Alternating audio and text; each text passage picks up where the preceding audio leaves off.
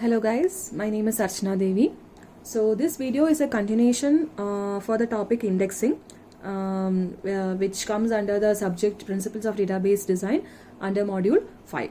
So in the previous lecture we have already seen what is indexing and the different types of indexing, where we have seen what is primary indexing.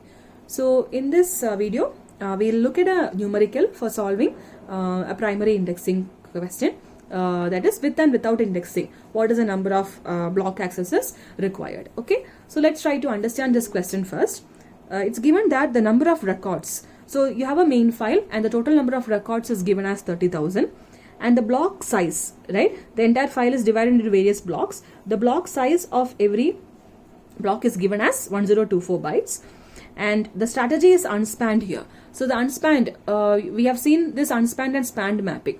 In spanned mapping, the record will be split into two blocks. In unspanned mapping, you'll only fit a record if you have sufficient space in a particular block. So here they are saying that use unspanned mapping. Suppose in the question, if it is not given which strategy is to be followed, you can by default you have to assume it is unspanned. And then the record size is given as 100 bytes. Okay, so the record size is given as 100 bytes. Now the key size and pointer size is given. This is for your index file.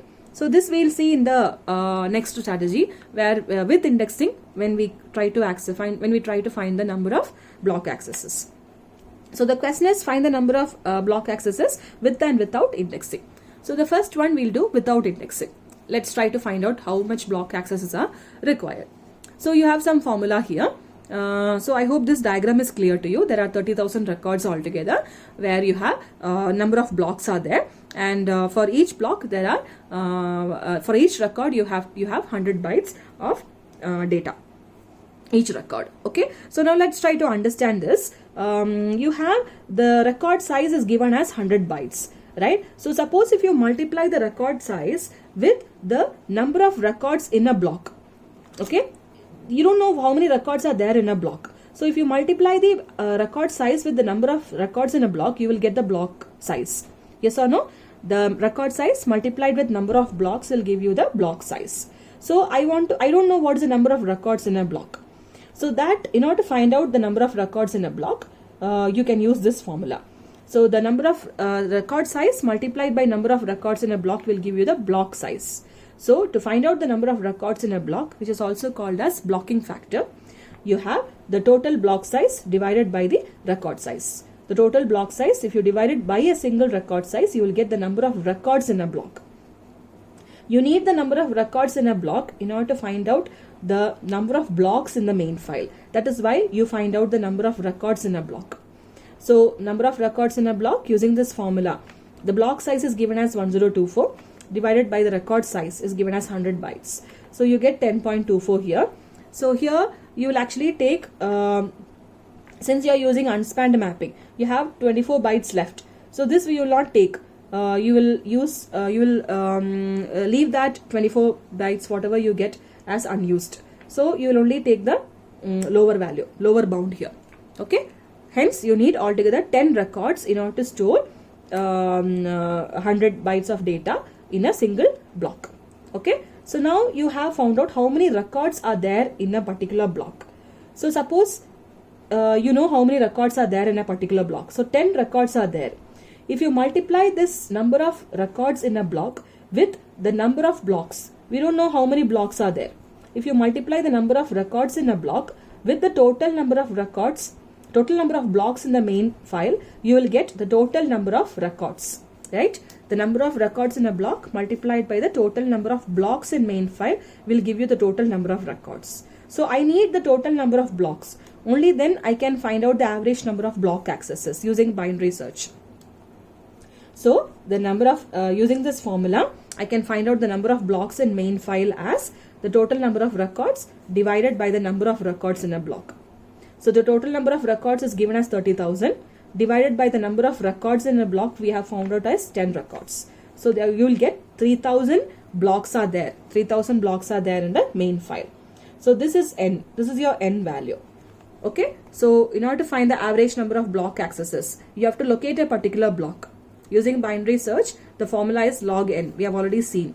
So log n log 3000 to the base 2, if you calculate, you'll get 11.55. So you'll take the upper bound here and the value is 12. Okay, so this is without indexing. So I hope the formulas are clear. These formulas you have to learn. I have taken these formulas directly from this diagram only. So this is without indexing. Now let's try to do the same problem with indexing. So with indexing, it's given that the key size is 6 bytes and the pointer size is 9 bytes. Okay, the key size is given as 6 bytes and the pointer size is given as 9 bytes. So this is your index file and this is your main file. Again, you have 30,000 records and each block size is 1025 and the record size is 100 bytes. So now here we are not bothered about main file. You are only bothered about your index file. In index file, it's given the key size is 6 bytes and the pointer size is 9 bytes. So the size of a single record will be 15 bytes. Either in the question they will directly give you what's the size of a single record in index file, or they will split it and give you. So you have to calculate the size of a single record in index file. So now here also you have to find out the number of records in a block. So this is an index file which you are concerned about. You have to find out how many blocks are there. Okay, our ultimate aim is find the number of blocks in your index file, so that you can apply the formula login in order to find out the number of block accesses required. So you have to find the number of blocks in the index file. First you have to find out how many records are there in a block, right? How many records are there? So you know that one block size is 1024 and the single record size is 15 bytes. So the same formula that we have used before, to find the number of records in a block, the block size divided by record size. What is the record size? What is the number of records in a block in index file? Okay, we are not concerned about your main file. So you will get the block size is 1024 divided by 15, you will get 68.26. So again, due to unspanned mapping, you will not take this remaining space, you will take the lower bound as 68. So now you have found out that the number of records in a particular block is nothing but 68. Now when we saw the concept of primary indexing, okay, here primary indexing is used. We have already seen this formula. How many records are there in index file? What is the total number of records in index file? So in primary indexing, we have seen that if the first record of every block will go to go as an entry in the index file, right? So I hope you remember that. The first record of every block will go as an entry in the index file. So what will be the total number of records in the index file? The total number of records in the index file is nothing but the number of blocks in the main file.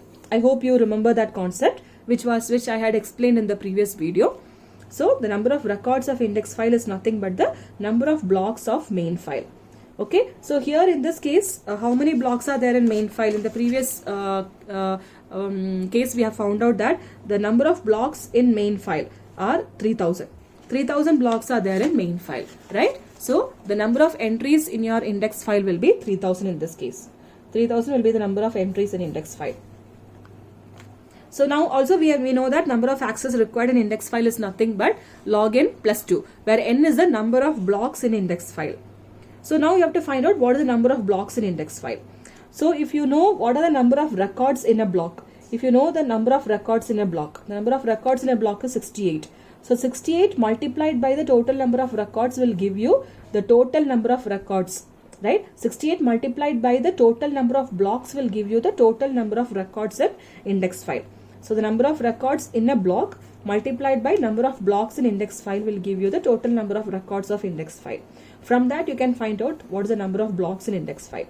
The total number of records divided by the number of records in a block. So the total number of records of index file is nothing but the number of blocks in main file, which is 3000. So 3000 divided by the number of records in a particular block. Number of records in a block is 68. So that you will get 44. So here you will get number of blocks as 44. So with indexing, the formula is you have log n plus 2, right? So with indexing, if you apply this formula, you will get log 44 plus 1. So log 44 is 5.45. Here you will take the upper bound. So the upper bound is 6. You will get 6 plus 1. You have 7.